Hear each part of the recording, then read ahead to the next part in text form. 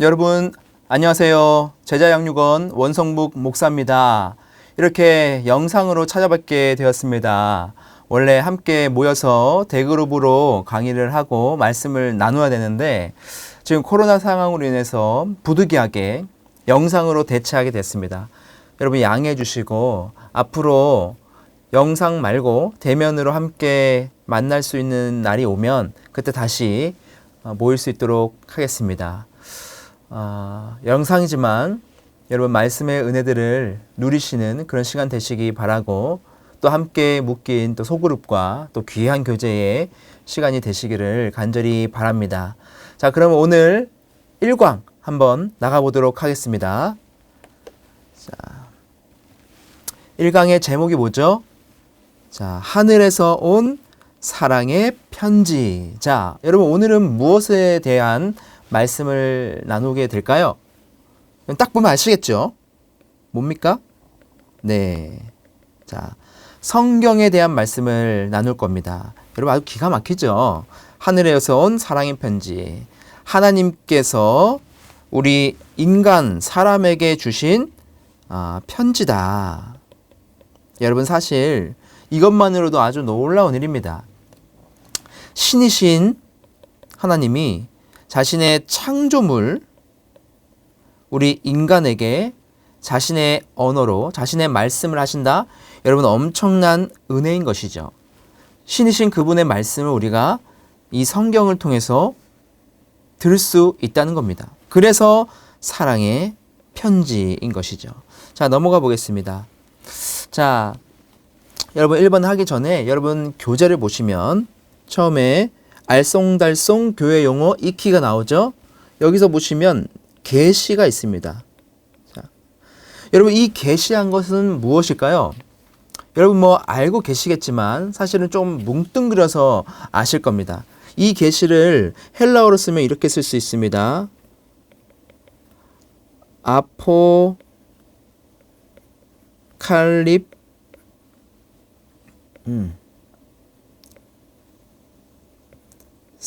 아포칼립시스. 이것이 바로 자, 계시입니다. 이거의 그 뜻이 뭐냐면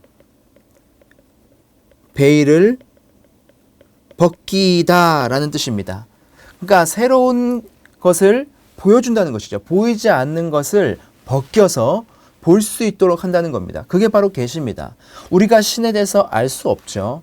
그렇지만 하나님께서 계시하셔서 베일을 벗기셔서 우리에게 하나님의 말씀을 보여주신다는 것입니다. 그래서 계시라고 한다는 것이죠. 근데 이 계시에는 두 가지 계시가 있습니다.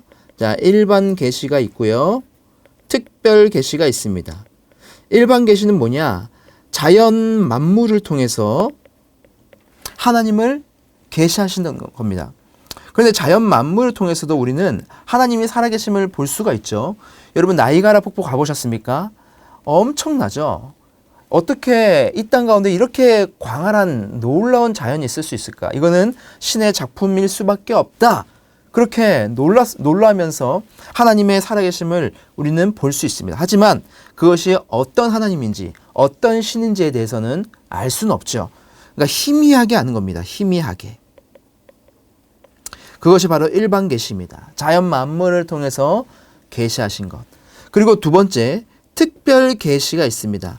이 특별 계시라는 것은 하나님께서 우리 인간에게 완벽하게 그리고 확실하게 하나님을 보여주시는 것입니다. 그게 바로 특별 계시입니다. 하나님의 특별 계시는 여러분 창조, 그리고 인간이 타락했죠. 그리고 구원을 받죠. 심판을 받고, 네, 다시 할게요. 타락하고 우리가 심판을 받죠.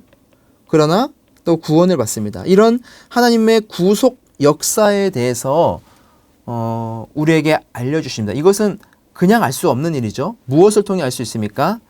하나님의 말씀, 곧 성경을 통해서 우리는 알 수 있습니다. 그래서 성경이 곧 뭐냐?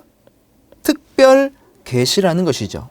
예수 그리스도를 통해서 우리가 구원받는 이 놀라운 메시지가 담겨 있는 것이 바로 성경이고 그것이 바로 우리에게 주신 특별 계시라는 것입니다. 그리고 여러분 또 그 밑에 뭐가 있습니까? 네, 구약이 있습니다. 이 구약은 뭐라고 기록되어 있죠? 네, 옛 언약이라고 되어 있습니다. 옛 언약. 옛 언약은 뭡니까? 예수님께서 오시기 전에 하나님께서 우리와 계약을 맺으신 약속하신 언약입니다. 그러니까 곧 예수님이 오시기 전에 메시아를 대망하는 것이죠.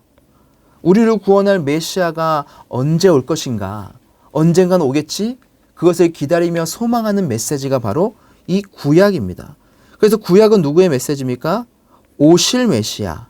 아직 오진 않으셨지만 오실 예수 그리스도에 대한 이야기로 가득 찬 곳. 그것이 바로 구약입니다. 그리고 뒤에 보면 신약이 있죠. 이 신약은 무엇입니까? 새 언약이라고 기록되어 있어요. 새 언약.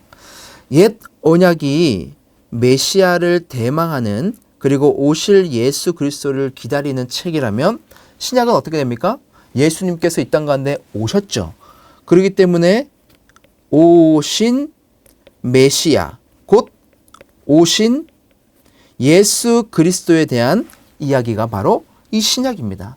새 언약, 예수 그리스도께서 옛 언약을 완벽하게 완성하시고 새로운 언약을 체결하셨어요.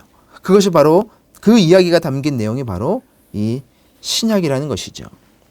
이것이 약속이라면, 구약이 약속이라면 신약에 와서 그것이 성취가 된 것입니다. 이게 바로 신약입니다. 자, 그러면 우리가 첫 번째 문제를 한번 보도록 하겠습니다. 이런 배경 지식을 바탕으로 우리가 한번 알아보면요. 자, 1번 볼게요. 흔히 성경을 베스트셀러라고 말하죠. 이 세상에서 가장 많이 팔리고 많이 번역된 책입니다. 수많은 사람들이 성경을 특별하게 생각하고 성경을 읽는 이유는 여러분 무엇일까요? 자, 여러분 전 세계의 베스트셀러를 1위부터 10위까지 놨을 때에 자 1위가 뭐죠? 성경입니다.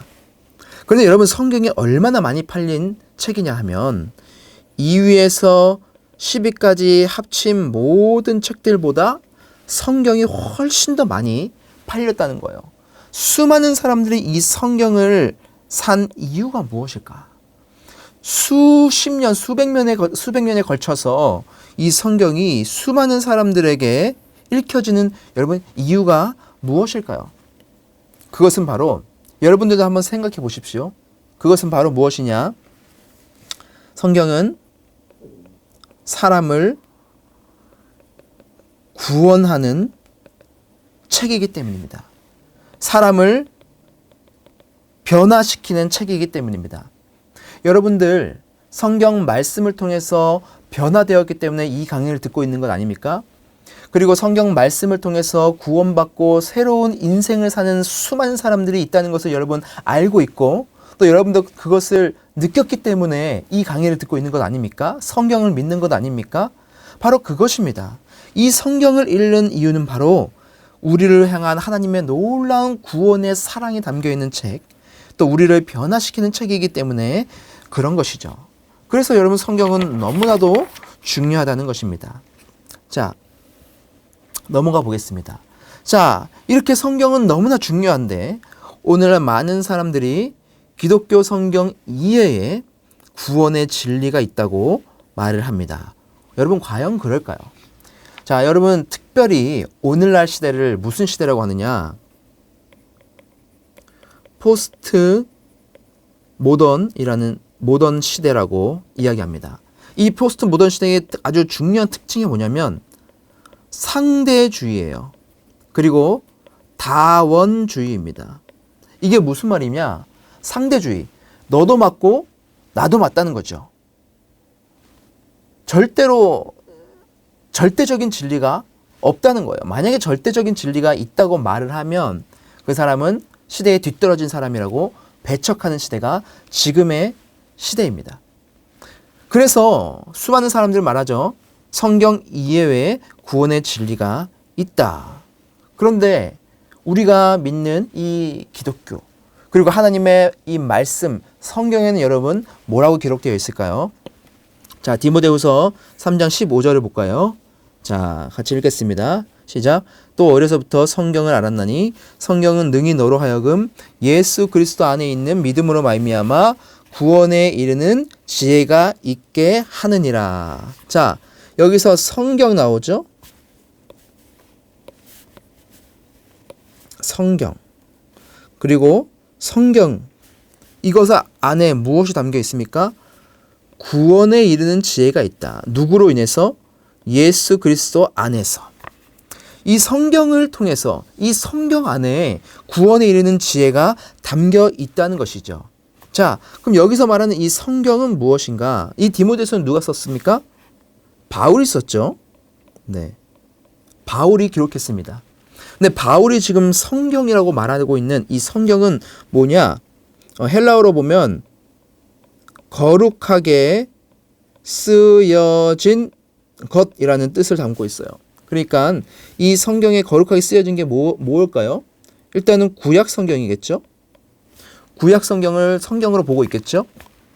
그리고 플러스 복음서도 성경이라고 지칭을 하고 있습니다. 자, 여러분 디모데후서가 언제 쓰여졌냐면 사도 바울이 신약을 많이 기록했죠. 그래서 여러분 보시면 처음에 데살로니가 전후서가 쓰여집니다. 여러분 시간 순으로 제가 말씀드리는 거예요. 물론 학자들마다 각자의 다른 의견들이 있지만 보편적으로 이렇게 생각을 합니다. 데살로니가 전후서가 있고요. 그 다음에 갈라디아서가 쓰여졌고요. 그 다음에 고린도 전후서가 쓰여졌고요. 그리고 로마서가 쓰여졌고요. 그 다음에 빌레몬서가 쓰여졌고요. 그 다음에 빌립보서가 쓰여집니다. 그 다음에 이제 마가복음, 그 다음에 마태복음, 그리고 누가복음, 그리고 사도행전, 그 다음에 야고보서, 그 다음에 골로새서, 그 다음에 베드로 전서, 그 다음에 히브리서, 그 다음에 요한복음, 그 다음에 유다서, 요한 1, 2, 3, 그리고 에베소서, 디도서, 디모데 전후서, 그 다음에 베드로 후서가 기록됩니다. 자, 디모데 전후서, 지금 이 말씀이 뭐죠? 디모데 후서, 디모데 후서가 지금 이때 기록되어 있어요. 그러니까 이 전에 기록됐던 이 모든 서신서들과 이 복음서도 이 사도 바울은 성경이라고 지칭을 하고 있습니다. 그래서 여러분 바울이 다른 서신서에 보면은 이 다른 복음서에 있는 말씀을 인용을 하기도 합니다. 그러니까 성경이라고 인용을 하는 것이죠. 그러니까 이 사도 바울의 말씀 안에 있는 이 성경이라는 뜻은 구약과 모든 복음서, 그리고 자신이 쓴 거에 대해서는 그렇게 말하지 않았지만, 즉 구약과 이제 신약 모두가 성경이라는 것을 이제 내포하고 있는 겁니다. 그러니까 성경 안에 구원에 이르는 지혜가 있다. 구약과 신약 속에 구원에 이르는 지혜가 있다는 것이죠. 자, 그리고 사도행전 4장 12절을 볼게요. 다른 이로서는 구원을 받을 수 없나니 천하 사람 중에 구원을 받을 만한 다른 이름을 우리에게 주신 일이 없음이라 하였더라. 자, 다른 이로서는 구원을 받을 수 없다. 천하 사람 중에 구원을 받을 만한 다른 이름을 우리에게 주신 일이 없다. 그렇게 되어 있죠. 근데 여기서 쓰인 다른 이로서와 이 다른 이름은 헬라어가 다른 단어를 사용하고 있어요. 그래서 이거는 알로스라는 단어고, 여기서 이 이름은 헤테로스라는 단어입니다. 근데 이 알로스는 조금 비슷하지만, 속성은 비슷하지만 다른 것을 말하는 것이고, 이 헤테로스는 완전히 다르다는 것을 뜻하는 단어예요. 그러니까 다른 이로서 구원을 받을 수 없고, 구원을 받은 다른 이름도 우리에게 주신 것이 없다. 알로스에서 헤테로스로 지금 확장하면서 강조를 하고 있는 겁니다. 무슨 말인지 아시겠죠? 그러니까 어떠한 이름도, 다른 이름도 어떤 것으로도 구원을 받을 수 없다. 오직 누구를 통해서만? 예수 그리스도를 통해서만 구원을 받을 수 있다는 것을 지금 말씀을 하고 있는 것이죠. 자, 이렇게 성경은 예수 그리스도의 구원의 역사를 담고 있는 책입니다. 자, 그럼 여러분 성경에서 얼마나 알고 계신가요? 한번 기록해 볼까요? 답을 찾아보겠습니다. 자, 인간 저자 몇 명입니까? 몇 명이죠? 네, 40명의 저자가 기록되어 있습니다. 창세기부터 시작해서 계시록까지 총 40명의 저자. 기록 기간은 1600년입니다. BC 1500년에서부터 시작해서 AD 100년까지. 이거는 구약 신약을 다 말하는 겁니다. 1600년의 기간 동안 기록되어 있어요. 여러분 이것만 봐도 여러분 놀랍습니다. 자, 한 사람이 여러분 책을 써도 책 안에 통일성을 갖추는 것은 쉽지가 않아요. 그죠? 여러분 책을 써보셨습니까? 어떤 글을 써보셨습니까? 저도 설교를 쓰죠. 근데 설교도 여러분 처음부터 시작해서 마지막까지 정말 하나의 완벽한 통일성을 가지고 쓰는 것은 정말 고도의 작업입니다. 그런데 40명의 저자가 1600년의 기간을 두면서 그 긴 시간 동안 40명의 저자가 1600년 동안 기록을 했는데 이 책이 하나로 관통하고 있다는 거예요. 예수 그리스도로 관통하고 있다는 겁니다.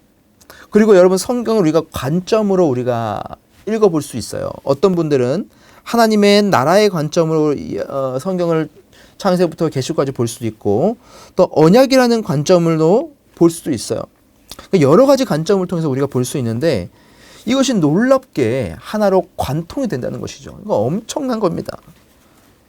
하나님께서 썼다고 말할 수밖에 없는 책인 것이죠. 자, 그래서 구성은 어떻게 됩니까? 구약 3, 9, 27. 여러분 많이 들어봤죠? 3 곱하기 9는 27. 저도 어렸을 적에 주일학교 때 이렇게 외웠었는데 구약 39권, 신약 27권으로 되어 있고요. 기록 방법은 뭡니까? 하나님의 감동하심으로 기록되어 있다. 다른 말로 성령의 조명하심으로 기록되어 있다는 것이죠. 자, 여러분 성령의 조명이라는 것은 무엇이냐? 성령 하나님께서 그 인간 저자를 완벽하게 장악하셔서 어떠한 오류도 없이 성경을 기록하게 하셨다는 것을 말해요. 그게 바로 성령의 조명입니다. 여러분 지금 이 시대는 계시록 이후에는 이 조명의 역사는 없습니다. 누군가가 조명을 받아서 어떤 글을 썼고 이게 성경의 권위까지 올라갈 수 있다고 말하는 사람들 모두 다 여러분 이단입니다. 절대 믿으시면 안 됩니다. 계시록까지 끝났습니다. 조명의 역사는 끝났어요. 그런데 여러분 이 조명도 여러 가지 설이 있어요. 뭐냐? 첫 번째, 기계적 영감입니다. 죄송합니다. 정정할게요. 조명이 아니고 영감입니다. 영감. 조명은 있을 수 있어요. 근데 영감은 없습니다. 아까 제가 단어를 잘못 썼어요. 죄송합니다. 자, 기계적 영감이 있어요. 그리고 동력적 영감이 있습니다. 그리고 유기적 영감이 있어요. 이 기계적 영감은 뭐냐면 하나님께서 이 인간 저자를 완전하게 붙드는데 기계처럼 붙드는 거예요. 그래서 하나님이 불러준 대로 갑자기 이 사람이 자기 혼이 빠져서 그냥 막 기계처럼 쓴다는 거죠. 그게 기계적 영감이고요. 동력적 영감은 뭐냐? 인간 저자가 잠깐 번뜩인 거예요. 이게 하나님 뜻이야. 번뜩여서 깨달아서 성경을 기록했다는 거예요. 이게 동력적 영감입니다. 근데 이 두 개 다 여러분 모순이 있어요. 기계적 영감은 하나님의 인격성을 부인하게 되죠. 동력은 뭡니까? 과연 이게 신적 글인가에 대한 반박이 있을 수 있습니다. 하지만 우리가 믿는 것은 유기적 영감입니다. 이 유기적 영감이라는 것은 하나님 100% 그리고 인간 100% 이렇게 조화를 이루어서 성경이 기록됐다는 거예요. 그러니까 하나님께서 완벽하게 오류가 없이 성경을 기록하게 하셨지만 그 인간 저자가 가지고 있었던 문화적 배경 그리고 글씨의 문체 그리고 그의 모든 환경 이 모든 것들을 무시하신 것이 아니라 그대로 그것을 사용하시면서 오류가 없이 성경을 기록하게 하셨다는 거예요. 그러니까 이것이 하나님의 엄청난 사랑입니다. 만약에 기계적으로 기록하게 하셨다. 우리가 성경을 이해할 수 없는 부분들이 훨씬 더 많을 거예요. 하지만 인간이 가지고 있는 모든 그 은사들을 활용해서 기록하게 하셨기 때문에 우리들이 이해를 할 수 있는 것이죠. 이건 역시 하나님의 사랑이 담겨 있는 겁니다. 자, 그리고 기록 언어는 뭘까요? 히브리서, 히브리서, 그리고, 히브리서, 죄송합니다. 히브리서가 아니고, 히브리어죠. 네. 히브리어, 아람어, 또 뭡니까? 네, 헬라어입니다. 자, 히브리어는 뭐지요? 구약이 히브리어로 기록되었고 신약은 헬라어로 기록되었습니다. 그런데 여러분, 구약도 헬라어로 된 구약 성경이 있어요. 뭐냐? 70인역이라고 여러분 들어보셨죠? 70인역. 이렇게 쓰는데 히브리어 성경을 헬라어로 70인의 신학자들이 모여서 번역을 한 겁니다. 그래서 헬라어로 된 구약 성경이 70인역이에요. 이집트에 있는 알렉산드리아라고 있습니다. 그 지역에 있는 유대인들, 그러니까 디아스포라 유대인들이 자기들의 그 모국어를 잃어버렸어요. 히브리어를 잃어버렸어요. 그래서 헬라어만 그들은 쓰는데 헬라어로 된 성경을 갖고 싶다. 그래서 70인의 신학자들을 모셔서 구약 성경을 번역한 겁니다. 그게 지금 70인역이고 굉장한 가치가 있어요. 자, 그리고 이 아람어로도 쓰였습니다. 이 아람어는 보통 구약 성경에 많이 쓰여 있어요. 그래서 여러분 보시면 스가랴 4장 8절에서 6장 18절을 보시면 아람어로 되어 있습니다. 그리고 7장 12절에서 26절까지도 마찬가지고요. 예레미야 10장 11절 그리고 다니엘 2장 4절에서 7장 28절까지도 아람어로 기록되어 있습니다. 그리고 여러분 이거는 정말 여러분 많이 또 아실 건데 여러분 성경 신약 성경에 아바 아버지라는 단어 아시죠? 아바 아버지 우리 찬양도 부르는데 여기서 이 아바 아버지라는 것이 아빠 아버지라고 알고 계시죠? 이게 맞습니다. 그런데 여러분 그냥 개정해 보시면 그냥 아바라고 되어 있어요. 사실 이 아바가 아람어입니다. 아바 아람어예요. 아람어를 그냥 그대로 갖다 넣어 놓은 거예요. 근데 이 뜻이 뭐냐? 정말 아빠입니다. 네. 그래서 강조하는 거죠. 2번 강조하는 거죠. 아바 아버지, 우리의 아버지 대신 하나님을 강조하는데 이것도 곧 아람어로 기록되어 있다는 것이죠. 어쨌든 이렇게 기록되어 있고 이런 언어이고요. 또 원저자는 누굽니까? 자, 성령 하나님이시겠죠. 네, 성령 하나님이 기록하신 겁니다. 자, 4번은 넘어가 보겠습니다. 자, 그렇다면 이 성경은 성령의 영감으로 즉 하나님의 감동하심에 의해서 쓰여졌습니다. 자, 그 범위는 어디까지이고 그것은 어떤 의미를 가지고 있는가? 자, 베드로서 1장 21절을 같이 읽어볼게요. 시작. 예언은 언제든지 사람의 뜻으로 낸 것이 아니요 오직 성령의 감동하심을 받은 사람들이 하나님께 받아 말한 것임이라. 아멘. 자, 성령의 감동하심으로 지금 사람들이 꼭 인간 저자들이 하나님께 받아서 말한 것이라 되어 있죠. 근데 여기서 말하는 이 예언은 무엇이냐면은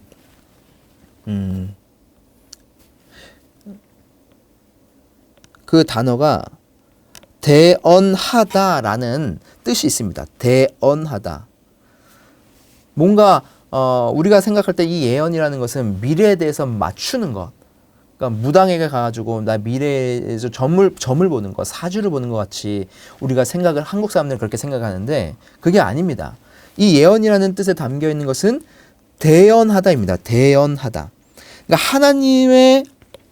하나님의 말씀을 대신 전하는 것이 바로 예언이라는 것이죠. 이것을 누가 했습니까?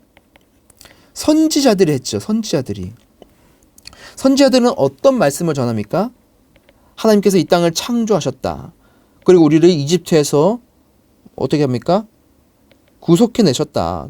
그것을 너희가 이집트에서 구속해낸 것을 너희가 기억해라. 그리고 너희들의 죄가 있다. 죄를 지적하죠. 그리고 너희가 심판을 받을 것이다.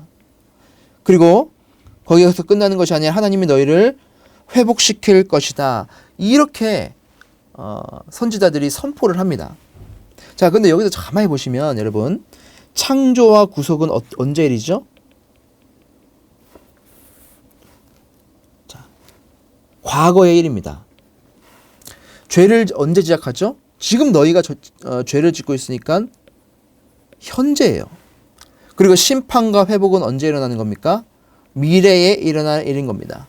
그러니까 하나님의 이 예언은 대언하는 건데 무엇을 대언하는 것인가? 하나님의 사역 중 과거와 현재와 미래에 대해서 모든 것을 통틀어서 대언하는 것이죠.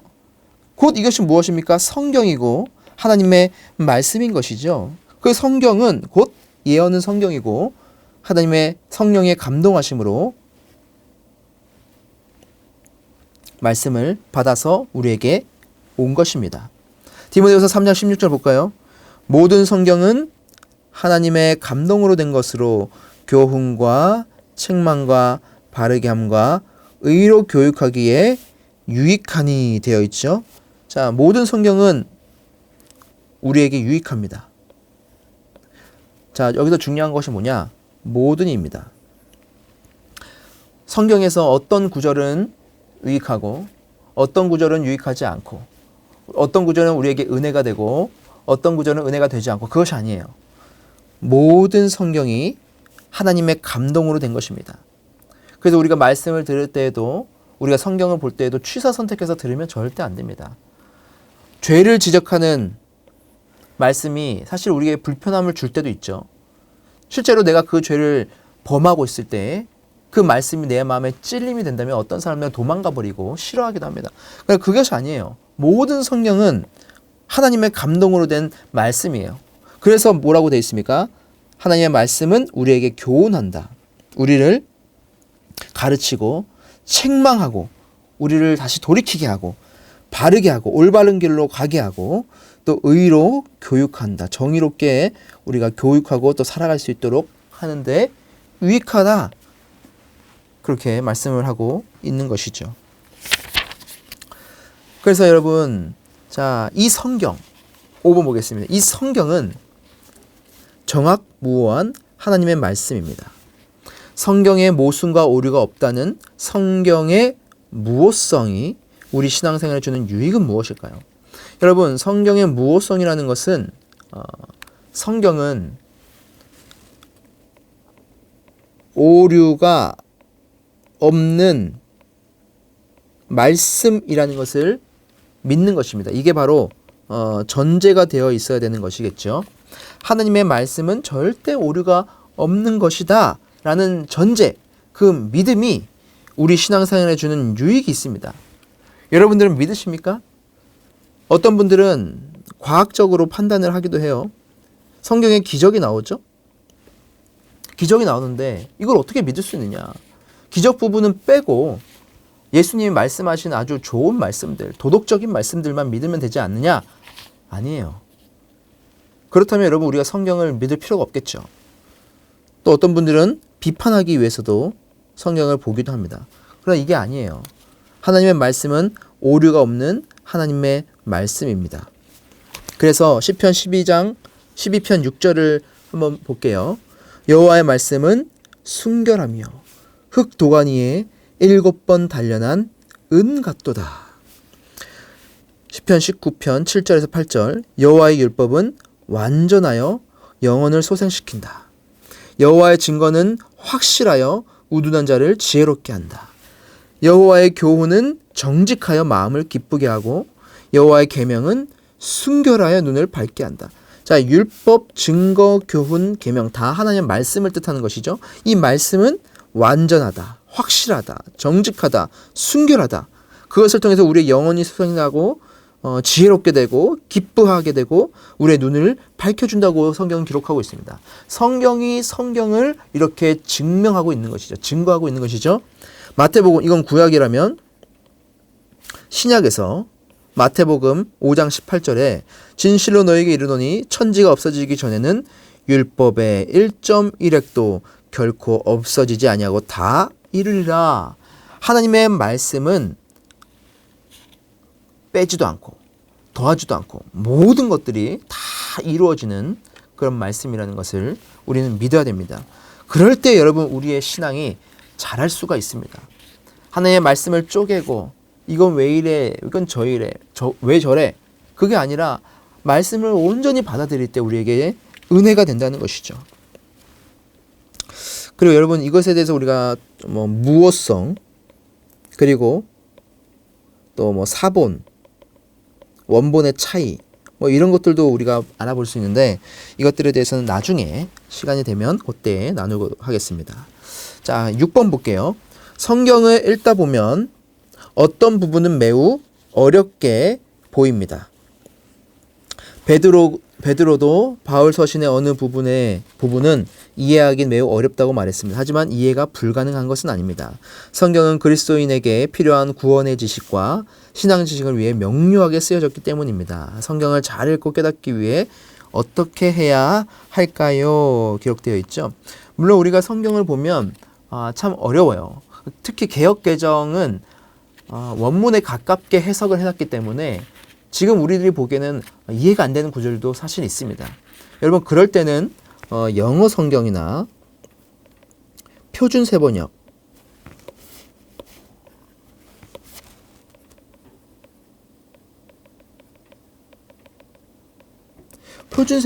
한번 보시면 더 안 되면 쉬운 성경도 있습니다.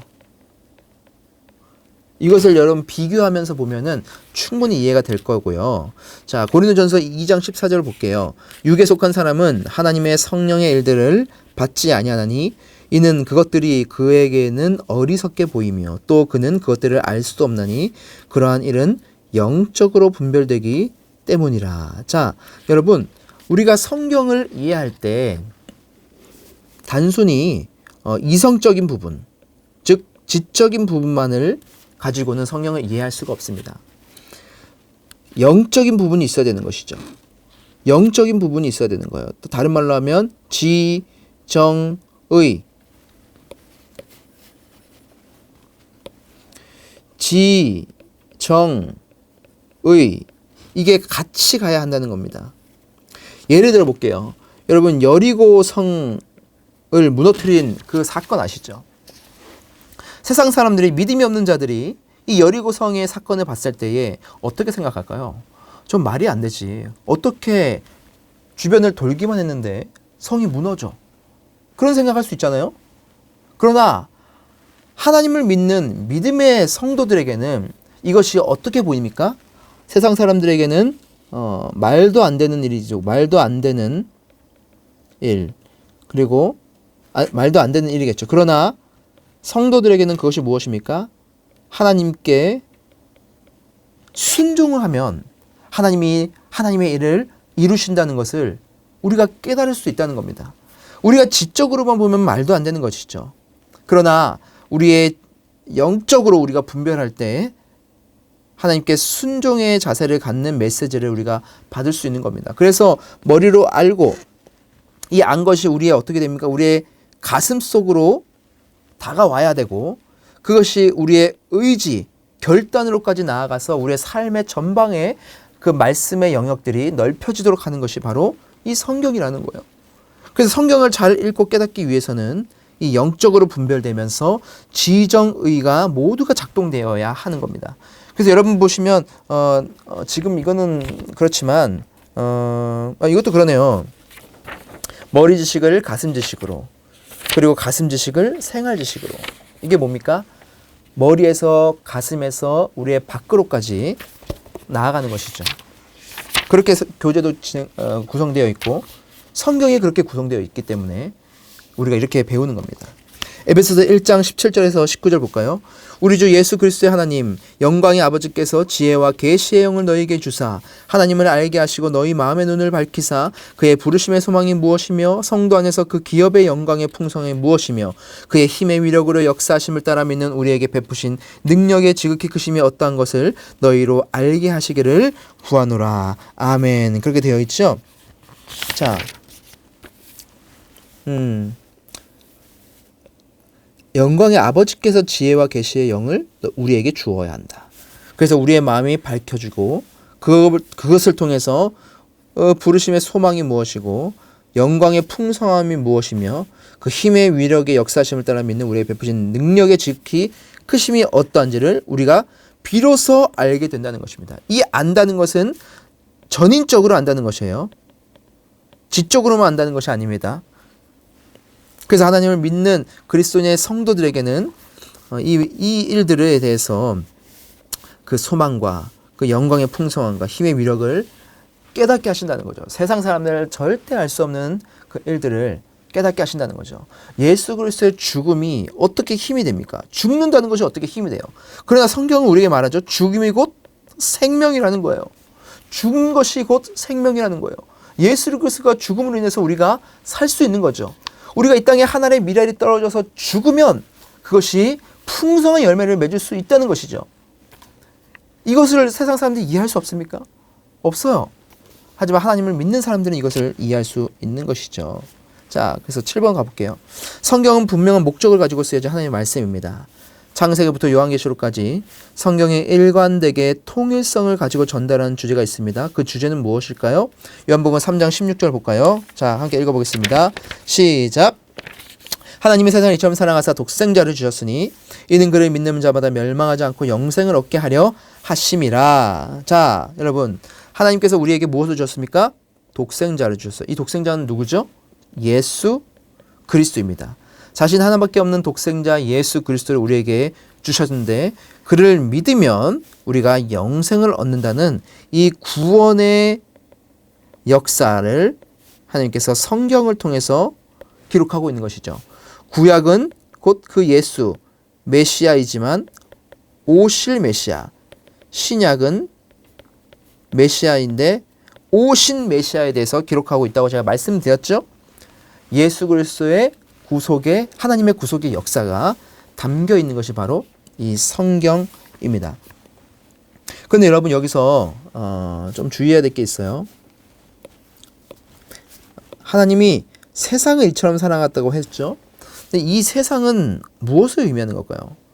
여러분 성경 사전 아주 그 성경을 깊이 있게 연구한 그 사전이 있습니다. 그 사전에 보면은 여러 가지 의미가 있어요. 여기서 세상이라는 단어가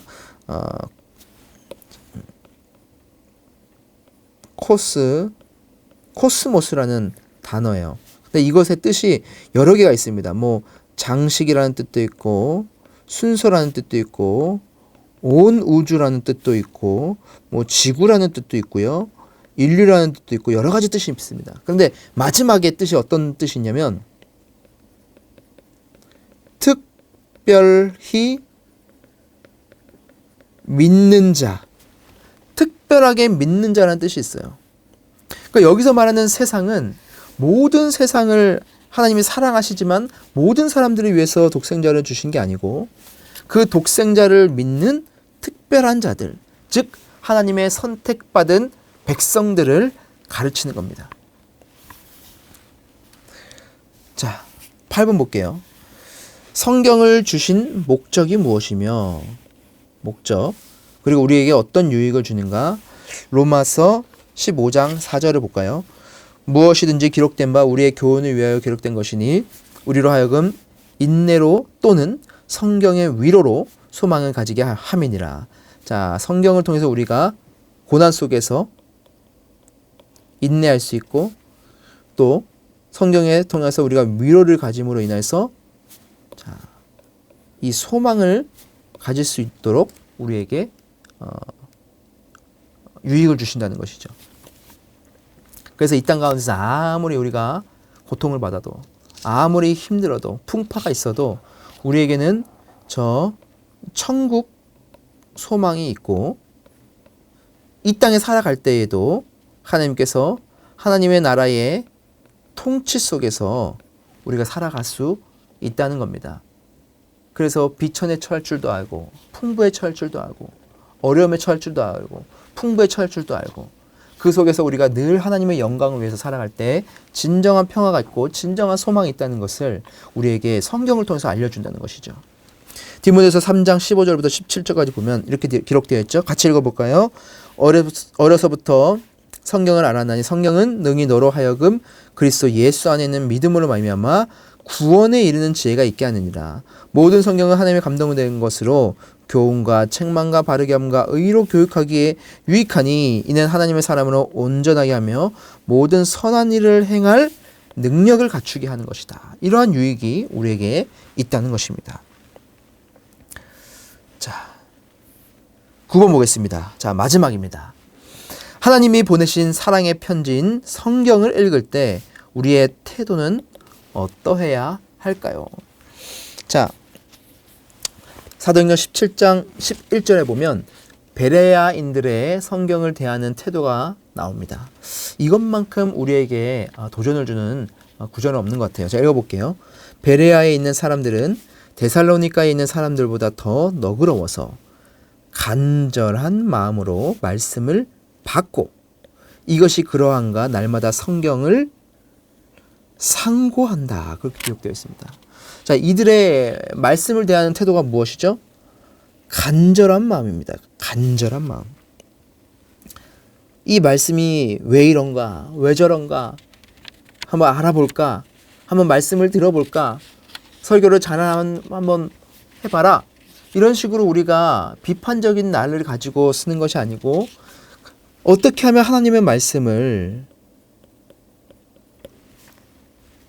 받을 수 있을까? 그 말씀이 꿀송이와 같이 달아서 나에게 내가 먹을 수 있을까?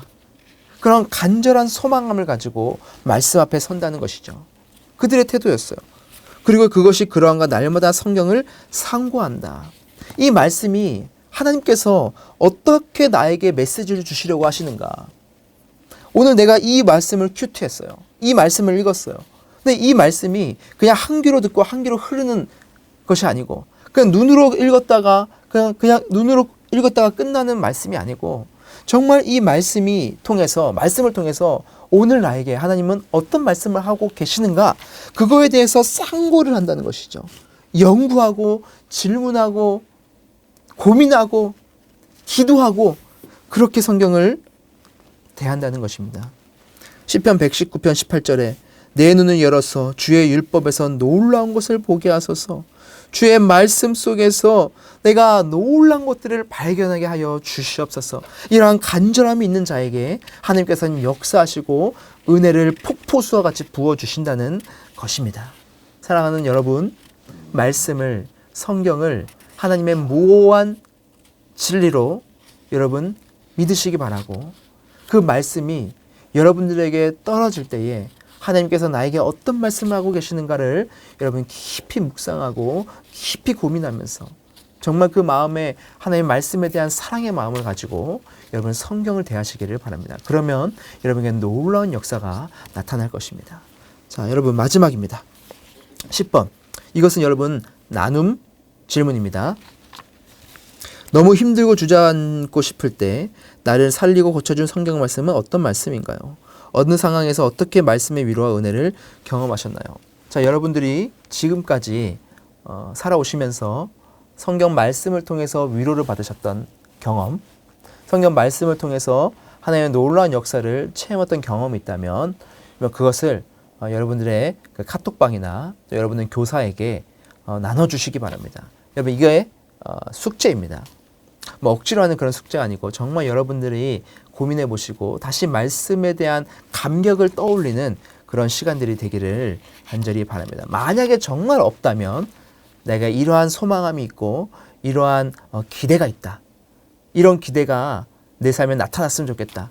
이러한 부분들을 같이 여러분의 소그룹 안에서 나누셨으면 좋겠습니다.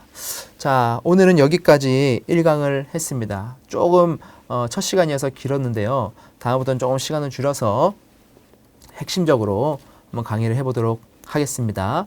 여러분 온라인이지만 여러분 끝까지 꼭 들으시기 바라고 또 그것을 여러분 끝내지 마시고 여러분 카톡방이라든지 교사분들과 같이 공유하면서 그 은혜를 계속해서 나누어가는 여러분 되시기를 주님의 이름으로 간절히 축복합니다. 여러분 계속 저도 기도하겠습니다. 여러분 오늘도 너무 수고 많으셨습니다. 다음 주에 뵙도록 하겠습니다. 감사합니다.